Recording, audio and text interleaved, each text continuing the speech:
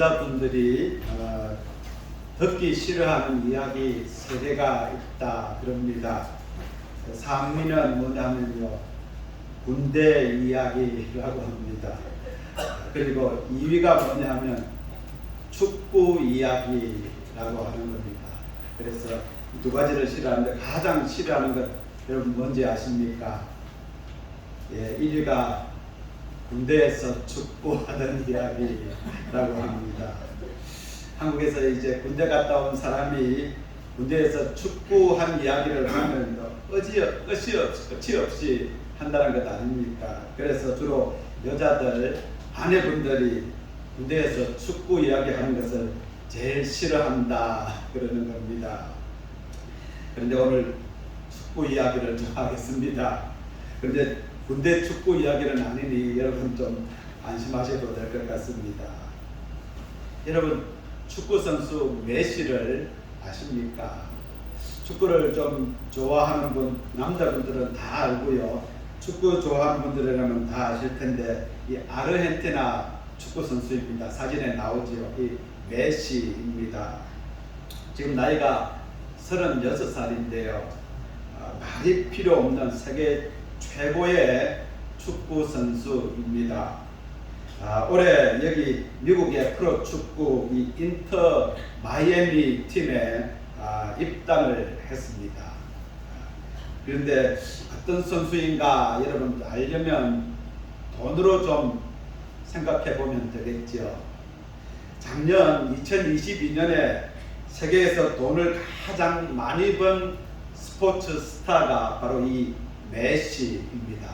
작년에 돈을 세계에서 가장 많이 번 스포츠 선수인데 얼마를 벌었냐 하면 1억 3천만 달러를 벌었다고 합니다. 연봉이 7,500만 달러였고요. 그리고 광고 수익으로 5,500만 달러를 벌었다 그렇게 알려져 있습니다. 별로 놀랍지도 않으시죠?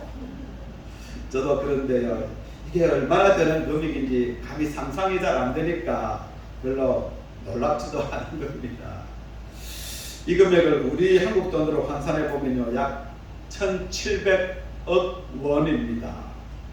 제가 쓸데없는 계산을 한번 해보니까요, 한 달로 계산하면 1,000만 달러, 약 142억 원을 벌고요. 또 하루로 계산해 보니까 36만 달러, 4억 7천만 원을 버는 겁니다.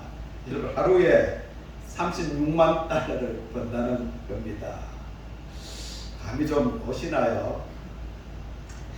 이번에 메시가 이 미국 마이애미로 오기 전에 이 사우디아라비아 측에 이제 입단 제의를 받았는데요. 그 제시받은 연봉이 얼마냐 하면 4억 4천만 달러라고 합니다. 그래도 메시가 안 갔습니다. 여하튼 이런 대단한 선수가 메시인데요. 그런데 이런 메시가 자신의 조국인 이 아르헨티나 국가 대표 선수이기도 합니다. 그런데 메시가 2016년에 아르헨티나 국가 대표를 은퇴한다 이렇게 선언을 한 적이 있었습니다. 그때 코파 아메리카 축구 선수권 대회라는 대회가 있었는데요.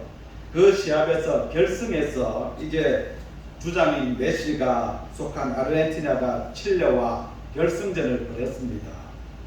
두 나라가 전후반 0대0으로 비기고요. 그래서 결국은 페널티킥을 하게 되었는데요. 메시가 제일 첫 번째 키크로 나섰거든요. 그런데 그는 그냥 그 첫 번째 킥을 후공을 가르는 슈팅으로 골을 넣지 못했습니다. 그리고 결국은 이 아르헨티나가 2대4로 패하면서 우승을 하지 못했습니다. 그러자 이 메시가 경기 직후에 이 주장 완장을 벗고요, 눈물을 쏟으면서 자신이 아르헨티나 국가대표를 은퇴한다 이렇게 선언을 했던 겁니다. 나의 국가대표팀 경력은 이제 끝났다. 내가 할 수 있는 모든 것 다 했지만 챔피언이 되지 못해서 가슴 아프다. 이제 끝났다. 모두를 위해서다.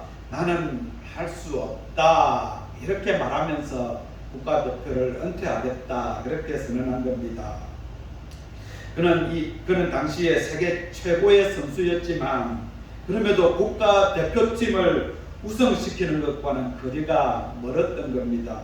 그가 국가대표로 있으면서 그때까지 한 번도 이 월드컵이나 코파 아메리카 대회에서 우승을 시키지 못했던 것입니다. 그러자 이 화가 난 아르헨티나 국민들이 메시를 비난을 한 겁니다. 밖에서만 잘하는 축구 선수야 이러고요. 이제는 한물간 선수다 이러면서 메시를 비난했던 겁니다. 그러면서 이제 시리에 빠진 메시가 국가대표 은퇴를 선언했던 겁니다. 그러니까 난리가 났습니다. 아르헨티나 대통령도 나서고요. 또 유명한 아르헨티나 축구 선수였던 마라도나도 대표팀 은퇴하면 안 된다 이렇게 만류를 했습니다. 그러면서 수많은 아르헨티나 국민들도요 메시를 잡기 위해서 호소를 했습니다. 그런 와중에 유독 사람들의 가슴을 울린 어느 초등학교 여교사의 편지가 하나 있었습니다. 제가 오늘 그 편지를 한번 소개해 드리려고 이렇게 장황하게 이야기를 늘어놓았는데요. 제가 좀 많이 요약해서 핵심만 말씀드리면 좋겠습니다만 이 내용들의 편지의 내용들이 너무나 귀한 내용이어서 그래서 좀 요약을 했습니다만 좀 깁니다만 한번 읽어 드릴 텐데요. 여러분 한번 잘 들어보시기를 바랍니다. 리오넬 메시에게 당신은 아마 이 편지를 읽지 않겠죠. 하지만 저는 오늘 축구 팬이 아닌 한 사람의 선생님으로서 당신에게 편지를 씁니다. 저는 비록 선생님이지만 아무리 노력해도 아이들이 당신을 좋아하는 그 마음에는 미치지 못합니다. 그만큼 아이들은 당신을 사랑하고 있습니다. 그런데 그 아이들이 지금 영웅이 포기하는 모습을 보게 됐습니다. 당신을 지치게 만든 일부 아르헨티나인들의 어두운 면을 잘 알고 있습니다. 그러나 대표팀 은퇴는 당신을 깎아내리는 이들에게 굴복하는 것입니다. 그들처럼 승리에만 가치를 두고 패배를 통해 성장하는 것을 무시하는 그들의 어리석음에 당신이 넘어가지 않았으면 합니다. 아이들에게 이기는 것만이 우선이고 유일한 가치라는 선례를 남겨서는 안 됩니다. 우리는 어려서부터 희귀병을 앓은 당신이 어떻게 고통을 극복하며 성장했는지를 봐왔습니다. 성장 호르몬 결핍이라는 희귀병을 앓은 당신이 어린 나이에 고통스러운 주사를 얼마나 맞아야 했는지 우리 모두는 잘 알고 있습니다. 참고로요, 이런 메시는 어려서 이 성장판이 막히는 희귀병을 앓았습니다. 키가 4.9피트 그러니까 150cm도 채 되지 않았고요. 그래서 당연히 이 메시는 아르헨티나에 있는 모든 클럽 유소년팀에 들어갈 자격조차 얻지 못했습니다. 하지만 이 메시의 재능을 알아본 스페인의 바르셀로나 클럽이 있었는데요. 그런데 여기에서 메시가 만약 스페인으로 온다면 수술 비용 전액을 다 지불해 주겠다 이런 파격적인 제안을 내놓습니다. 그래서 메시는 이 제안을 받아들였고요. 그래서 고통스러운 수술과 또 약물 치료를 견딘 이 메시는 그나마 169cm까지 자라게 되었습니다. 그래서 지금 그의 키가 5.5피트 169cm밖에 되지 않습니다. 축구 선수로는요 아주 작은 키죠. 그럼에도 불구하고 그가 훨씬 큰 선수들 가운데서도 가장 뛰어난 선수가 되었던 겁니다. 계속 편지를 좀 읽으면요. 그러나 지금 당신이 대표팀 유니폼을 벗는다면 이 나라 아이들은 당신에게서 배웠던 노력의 가치를 더 이상 배우지 못할 것입니다. 지금 당신처럼 가족은 물론 부와 명예까지 있는 사람이 졌다는 이유만으로 포기한다면 오늘도 하루하루를 어렵게 살아가는 이 나라의 많은 사람들은 인생의 가치를 잃어버릴 수도 있습니다. 저는 학생들에게 당신을 이야기할 때 당신이 얼마나 멋지게 축구를 하는지는 가르치지 않습니다. 아이들이 메시에게 배워야 하는 건 경기장에서 보이는 화려함이 아닙니다. 아이들에게 경기에서 단 한 골을 넣기 위해 당신이 같은 장면을 수천 번이나 연습한다는 사실을 알려줍니다. 당신은 아르헨티나 유니폼을 벗어서는 안 됩니다. 모든 팬들이 당신에게 승리와 우승만을, 트로피와 메달만 바라보는 게 아니라는 사실을 알아주세요. 제발 우리 아이들에게 2위는 패배이고 지는 것이 영광을 잃게 되는 일이라는 선례를 남기지 말아주세요. 진정한 영웅은 패했을 때 포기하지 않을 겁니다. 진정한 영웅이라면 이길 때는 같이 이기고 질 때도 혼자가 아니라는 진리를 알려줘야 합니다. 결과와 관계없이 사랑하는 일을 하며 행복할 수 있다면 그게 가장 위대한 우승이라는 사실을 보여주세요. 여러분, 이런 편지였습니다. 감동적인 편지이지 않습니까? 이 편지를 메시가 읽었는지는 모르겠습니다만 아무튼 이후에 메시가 다시 아르헨티나 국가대표로 복귀를 합니다. 그리고요, 이후에 2021년에는 메시가 있는 이 아르헨티나 대표팀이 코파 아메리카 대회에서 브라질을 꺾고 우승을 합니다. 또 작년 2022년에는요, 메시가 있는 이 아르헨티나 선수가 월드컵에서 우승을 합니다. 그러면서 메시가 못다한 꿈을 다 이루게 되는데요. 여러분, 이것이 메시에 대한 이야기입니다.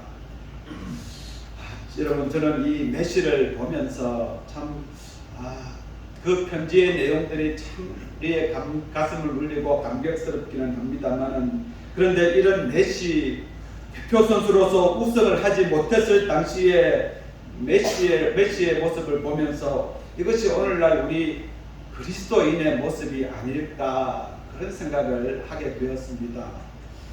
메시의 어떤 모습이 오늘날 우리의 모습과 비슷한지를 한번 그것을 생각해 보려고 하는데요. 첫 번째로는 나는 대단한 사람이야 라는 생각이 자신을 지배하고 있다는 겁니다.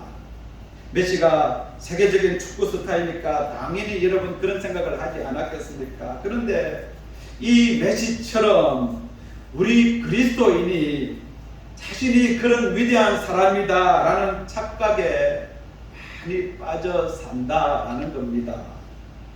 여러분, 따져보면 맞는 말이기는 하거든요. 우리가 전능하시고 또 천지를 만드신 하나님의 자녀이니까요, 우리는 대단하고 위대한 존재는 맞지 않습니까?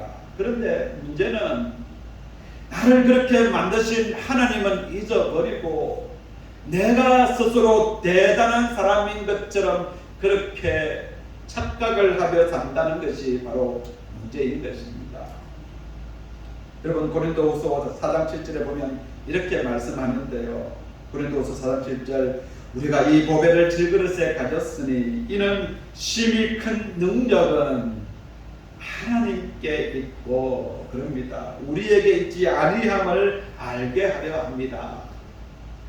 그릇을 만든 토기장이가 위대한데, 그런데 그릇 자신이 위대한 것처럼 착각하며 살고 있다는 겁니다. 여러분, 교만입니다. 여러분, 우리는 질그릇입니다. 여러분, 토기장이가 아닙니다. 그러기에 우리가 우쭐댈 이유가 없고요, 내가 대단한 존재야 이렇게 생각할 수 없는 것입니다. 여러분, 우리가 이것을 깨닫지 못하면 우리가 답이 없는 삶을 살 수밖에 없습니다. 예수를 믿어도요, 여러분, 내 삶의 액세서리로 예수님을 생각하게 되고요, 교회 다니는 것을 단지 내 삶의 계급장 하나 더 다는 것처럼 그렇게 생각하며 교회를 다니게 되는 겁니다. 그러면서 여러분 불쌍하게도 해마다 자신이 지고 있는 삶의 무게감을 떨치지 못해서 그래서 힘들게 살아가게 되는 겁니다. 부담을 가지고 신앙생활을 하고요. 또 내가 가진 것 지키기 위해서 그렇게 힘들게 살아가게 되는 것입니다. 여러분 메시는 자타가 공인하는 대단한 위대한 축구 스타일입니다. 그런데 그것 자체가 문제가 되는 것이 아니거든요. 문제는 자신이 그러한 생각에 사로잡혀 있으면 그것이 올무가 되어버린다는 겁니다. 그리고 그 올무가 때로는 스스로를 파멸시키는 그런 지경에까지 이르게 된다는 거죠. 내가 세상에서 가장 위대한 축구 선수야. 그러니 나는 우승을 꼭 해야 돼. 이런 부담감, 무게감으로 갇혀 산다는 겁니다. 여러분 오늘 본 말씀에 보면 필라델피아 교회가 나옵니다. 작은 능력을 가졌다 이렇게 말합니다. 이 필라델피아 교회는 소아시아에 있는 7교회 중에서 가장 짧은 역사를 가진 교회였습니다.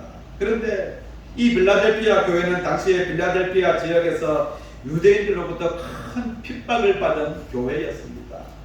유대인들이 이 기독교인들에게 일자리를 주지 않았고요. 또 회당에 들어오는 것을 막았습니다. 그러면서 이 로마인들에게 기독교인을 고발하면서 많은 핍박을 받은 교회가 바로 필라델피아 교회였습니다. 그래서 이 필라델피아는 그런 핍박 박해로 인해서 아주 세력이 미약했던 그런 교회가 바로 필라델피아 교회였습니다.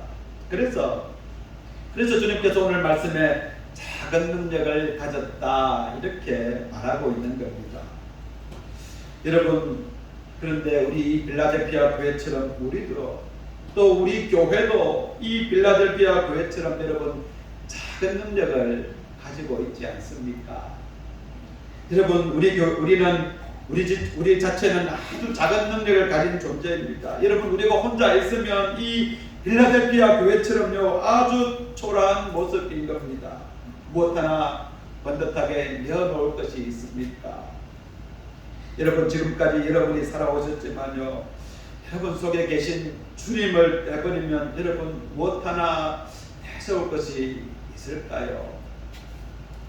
여러분 은혜로 살았다 이렇게밖에 우리가 고백할 수밖에 없지 않습니까? 제가 오래되지는 않았습니다만 지금까지 살아온 삶을 한번 되돌아보면 제 딴에는 파란만장한 삶을 살았구나 이런 생각이 들기도 합니다. 제가 어떻게 해서 지금 이 미국에 와서 살고 있는지 여러분 도무지 이해가 되지 않습니다. 아무도 예수 믿는 사람이 없는 집안인 제가 어떻게 이렇게 예수님을 지금까지 믿으면서 또 지금 이렇게 목사가 되어 있다. 그것이 도저히 제가 생각해 보니까요 이해가 안 되고 납득이 안 되는 겁니다. 환경을 보니까 그런 겁니다. 그래서 제 삶 속에 예수님을 쏙 빼버렸다 이렇게 생각하니까요 그냥 허물과 같은 번데기 껍데기밖에 남지 않는다 이 생각이 사실 드는 겁니다. 그런 보잘것없는 존재, 작은 능력을 가진 사람이 저이구나 이런 생각을 하게 되는데요.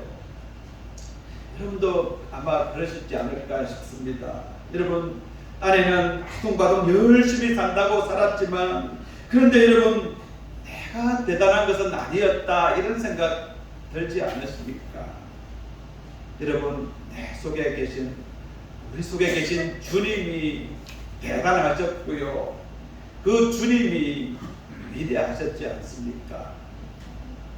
여러분 주님 앞에서 이것이 우리의 고백이어야 합니다.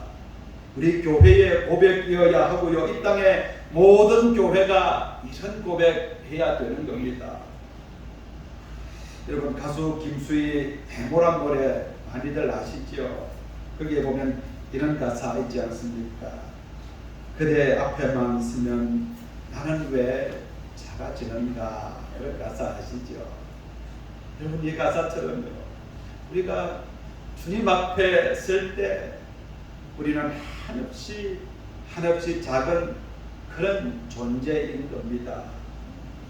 여러분, 우리 인생을 가만 생각해 보면 우리가 이 땅에 살면서 무언가 내가 좀 가졌다, 이루었다 하는 것이 주님 보시기에는 여러분 도토리 키재기 있지 않습니까? 메시처럼 돈을 많이 번다고 해도요, 여러분 그것이 하나님 보시기에 뭐 그리 대단한 것이겠습니까? 학벌이 좋고 똑똑하고 또 큰 지위와 권세를 가졌다 해도요, 여러분 하나님 보시기에는 모두가 50보 100보인 겁니다. 여러분, 먼저는 우리가 이런 작은 존재다라는 사실을 알아야 합니다. 또 하나 우리가 메시와 비슷한 점이 있는데요, 그것은 내가 대단하고 위대한 존재다라는 생각 때문에 무언가 내가 큰 일을 해야 한다, 이런 부담감을 가지고 항상 살아가고 있다는 겁니다. 메시는 자신이 세계 최고의 축구 선수이기 때문에 자신이 국가대표로 있으면서 큰 대회에서 우승을 하는 것은 당연하다, 이런 생각 가지면서 부담감을 가졌던 겁니다. 그래서 항상 그런 부담감이 자신을 사로잡았는데요. 그래서 코파 아메리카 대회에서 우승을 못하니까 그냥 대표팀 은퇴를 선언했던 겁니다. 여러분, 우리의 삶과 신앙에도 적용한다면 내가 이런 존재이니까 이런 결과물 정도는 내어놓아야 돼, 이런 부담감을 안고 여러분 살아간다는 겁니다. 이것이 육신적인 생각이거든요. 좋은 결과물을 내어놓아야 주님께서 기뻐하신다, 이런 생각에 사로잡히는 겁니다. 그래야 사람들도 나를 인정해 줄 것이다, 이러면서 신앙생활을 하는데요, 여러분 이것 영적인 교만입니다. 내가 이렇게 노력하니까 이 정도의 결과물은 나와야지, 이런 생각을 우리가 하는데요, 여러분 내가 집사고 권사고 내가 장로고 또 내가 목사이니까 이 정도는 되어야 하지 않나, 이런 압박감이 나도 모르게 우리를 사로잡으면서, 그러면서 우리가 사람을 의식하면서 두려워하는 그런 신앙생활을 하게 되는 겁니다. 그래서 서기관과 바리새인들과 같이 위선적인 신앙생활로 흘러가 버립니다. 그래서 눈에 보이는 어떤 결과물이 나타나지 않으면 좌절하고요, 그러면서 실망을 하는 겁니다. 그러면서 급기야는 하나님 살아계시기나 한 것입니까, 이러면서 하나님을 원망하기도 합니다. 우리가 이런 영적인 교만을 조심해야 되는데요, 하나님이 이렇게 나에게 많이 주셨는데 그렇기 때문에 내가 무언가 하지 않으면 안 된다, 이런 압박감이 우리를 서서히 되어올 수 있는 겁니다. 신앙생활을 열심히 하다 보면요, 여러분 그리고 이런 순간에 사탄이 우리를 공격하기 시작하는데요, 너 눈에 보이는 결과물 놓아야 돼, 이러면서요, 너 말만 번지르르 하게 하면 뭐해, 이렇게 우리를 속이는 겁니다. 너 그렇게 은혜를 받아서 목사가 되었으면 교회를 눈에 보이게 번듯하게 세워놓아야 하지 않아, 이러는 겁니다. 그러면서 급기야는 지난 새벽기도에서 나눈 것처럼 세상 사람들처럼 결과에 집착을 하는 그런 모습이 되어버립니다. 제가 지난번에 마태복음 4장에 나오는 예수님의 시험에 대한 말씀에서 나누었는데요, 무언가 해야 되고 무언가 보여주어야 되고 무언가 좋은 결과물을 내어놓아야 한다 하는 그런 강박관념이 우리를 옥죄고요, 힘들게 하는 겁니다. 그리고 그것이 성취되지 않았을 때는 실망하고 좌절하고 그러면서 온갖 시험에 빠지는 그런 신앙생활을 하게 됩니다. 그런데 여러분, 저도 그렇고요, 여러분 모두도 우리가 알아야 하는 것은 이런 노력, 이런 스스로가 행위로 하나님을 기쁘시게 하고자 하는 그것은 육신에 속한 그리스도인의 전형적인 모습이다라는 사실을 아셔야 합니다. 여러분, 이것은 믿음으로 사는 삶이 아닙니다. 그리고 이런 모습은 우리가 믿음이 없을 때, 그리고 우리가 각 초신자였을 때는 여러분 이런 생각 잘 하지 않거든요. 도리어 직분을 받고 또 교회에서 말씀을 많이 들어서 알게 되고, 그래서 나도 이제는 믿음이 꽤 있는 사람이야, 이런 생각을 할 때, 그때 이런 현상이 생긴다는 겁니다. 뭔가 결과물 안겨드려야지 이런 생각에 강박관념에 사로잡혔어요. 내가 이런 사람이야, 그것을 알려주고 싶은 그런 마음이 자꾸 드는 겁니다. 여러분, 만약에 메시가 세계 최고의 선수가 아니었다면요, 그저 평범한 선수였다면 여러분 이런 부담감 가졌을까요? 그래서 은퇴한다고 했을까요? 그러지 않았을 것 아닙니까? 수많은 사람들이 자신을 쳐다보고 있으니까, 전 세계 사람들이 자신을 집중하고 있으니까 보란듯이 큰 대회에서 우승을 하는 것 보여줘야 한다, 이런 부담감이 1000배 100배 생겼던 겁니다. 여러분, 오늘 본문 8절에 보면 이 빌라델피아 교회는 그럼에도 불구하고 하나님의 말씀을 지키며 하나님을 배반하지 않았다, 이렇게 말합니다. 여러분, 하나님께 엄청난 결과물을 안겨드리는 것이 중요한 것 아닙니다. 여러분, 우리의 자녀들이 부모인 우리에게 엄청난 선물을 양손에 꽉 사들고 와야, 여러분, 그래야 부모로서 우리의 마음이 기쁘겠습니까? 그렇지 않지 않습니까? 우리의 자녀들이, 저들이 성실하게 믿음 가운데 살아가는 가운데, 그러면서 믿음의 열매가 맺히는 그 자체로 여러분, 부모로서 우리의 마음이 기쁘지 않겠습니까? 저들이 사는 모습을 보니까 뻔한데, 그럼에도 저들 분수에 맞지 않게 그냥 부모를 기쁘게 한답시고요, 좋은 집, 좋은 차, 좋은 선물 사준다고 여러분 부모의 마음이 기쁘겠습니까? 그래, 참 장한 나의 아들이다, 딸이다, 무작정 이러면서 여러분 좋아하실 건가요? 과정이야 어떻든 또 마음이야 어떻든 상관없이 그냥 눈에 보이는 결과물을 쫙 보여주면서, 보십시오, 내가 이렇게 대단하지 않습니까? 여러분, 이러는 것 옳지 않은 신앙생활인 겁니다. 오늘 말씀에 나오는 빌라델피아 교회처럼 우리가 해야 하는 일이 무엇일까요? 모든 상황 속에서, 또 어떤 상황 속에서도 하나님의 말씀을 지키며 하나님의 이름을 모른다라고 하지 않는 것입니다. 여러분, 이것이 중요합니다. 그리고 나서 그 결과는 하나님께 맡기는 것입니다.